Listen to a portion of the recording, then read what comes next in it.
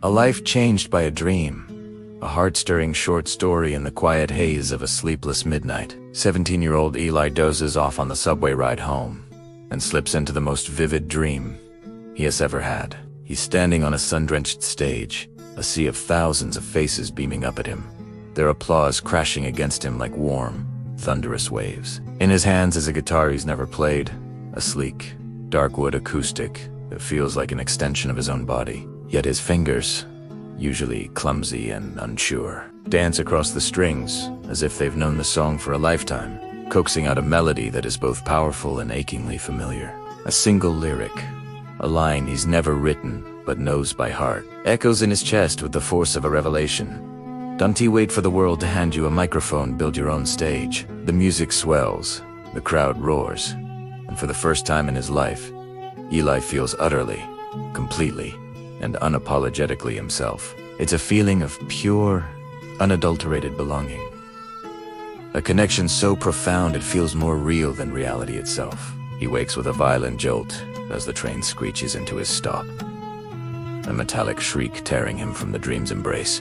The applause is gone, replaced by the rhythmic clatter of the tracks and the distant hum of the city. The sun-drenched stage has dissolved back into the flickering, sterile lights of the subway car, and the sea of adoring faces is now just a handful of weary commuters, their expressions as blank as the graffiti-scarred windows. But the dream, it refuses to fade. It clings to him, pulsing in his veins like a second, more insistent heartbeat. The phantom weight of the guitar is still in his hands, the echo of the lyrics still vibrating in his soul. This single, fleeting vision has ignited something within him, a spark in the quiet darkness of his self-doubt. Eli has spent 17 years perfecting the art of shrinking himself. He's the boy who faked a sore throat before the middle school talent show, the student who muted his voice in class discussions, even when he knew the answer. The songwriter who dismissed his own heartfelt lyrics as just scribbles in a forgotten notebook. He has built a fortress of insecurity around his talent,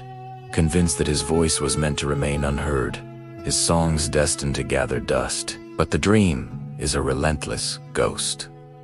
It follows him off the train and onto the rain-slicked pavement of his neighborhood. It follows him up the 3 flights of stairs to his family's cramped apartment. It sits with him at the dinner table, the memory of the stage lights making the dim kitchen bulb seem even more inadequate. The dream's lyric, "Build your own stage," plays on a loop in his mind, a defiant counter-melody to the years of self-criticism. Later that night, he stands before the cracked mirror in his tiny bedroom, staring at a reflection he barely recognizes. The boy in the mirror looks different, his eyes holding a flicker of the fire he felt on that dream stage. His gaze drifts to the corner of the room, to the old, forgotten pawnshop guitar leaning against the wall, a silent monument to a passion he had long since buried.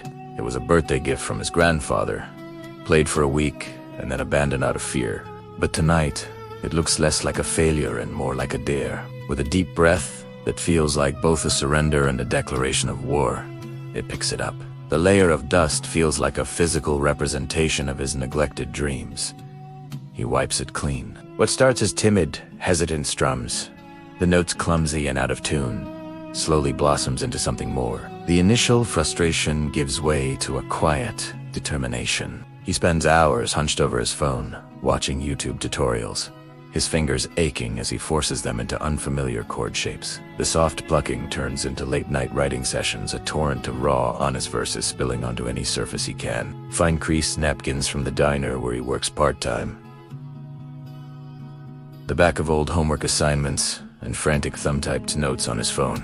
The songs are about the loneliness of a crowded city, the ache of unspoken crushes, the quiet desperation, and the fierce hope of a boy who feels invisible. They are his truth, raw and unfiltered. One night, fueled by a reckless surge of courage and the lingering adrenaline of his dream, he props his phone against a stack of books, hits record, and plays.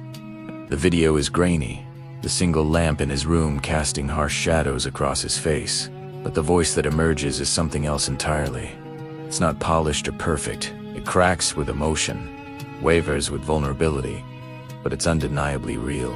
With a heart pounding against his ribs so hard he can feel it in his throat, he creates an account at Dreamcadelic and uploads his first original song.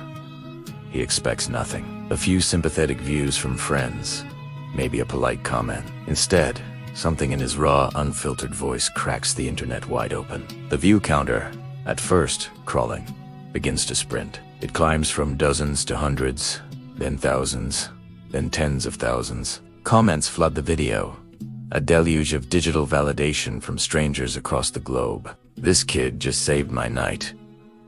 I thought I was the only one who felt this way. Your voice is what truth sounds like. The notifications are a constant, dizzying stream. A local cafe, the one with the good coffee and the cool vibe he was always too shy to enter, sends him a direct message offering him a Friday night slot. He plays, his hands shaking so much he can barely hold the pick, but he sings his heart out to a room of 30 captivated people. Then, a message appears in his inbox that makes him drop his phone.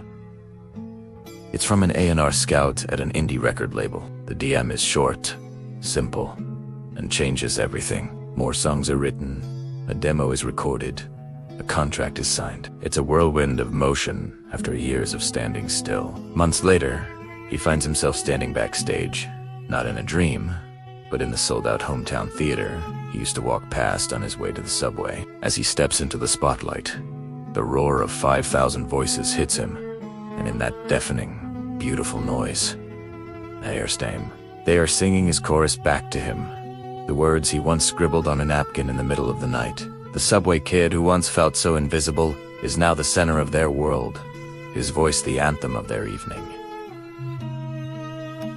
The dream is no longer a dream. He has built his stage, and it is glorious. Yet, the louder the world gets, the more the applause thunders in his ears.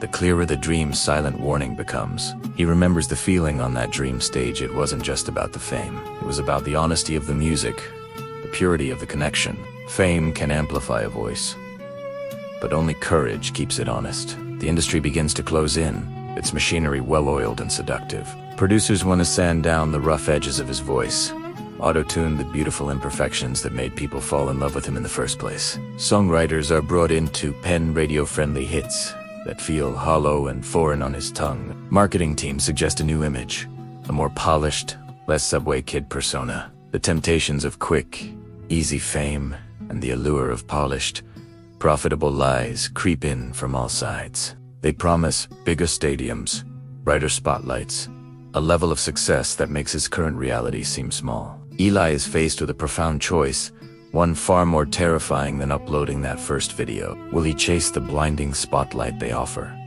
a light that threatens to burn away the very essence of who he is? Or will he protect the fragile, messy, and beautiful truth that started it all in a dusty bedroom corner? It's a battle not just for his career, but for his soul, a fight to remember the boy with the pawn shop guitar and the dream that told him to build his own stage, not let someone else design it for him. A life changed by a dream is an uplifting, goosebump-filled tale about the night a single dream didn't just predict, but actively rewrote someone's future. It's a powerful story that proves that sometimes, in the quietest moments of despair, the universe slips you a blueprint when you're not even looking. It whispers a new possibility into your ear, paints a new vision behind your eyes, and all you have to do is wake up brave enough to pick up the tools and build it. Perfect for anyone who's ever been told their dream is cute, until it becomes unstoppable.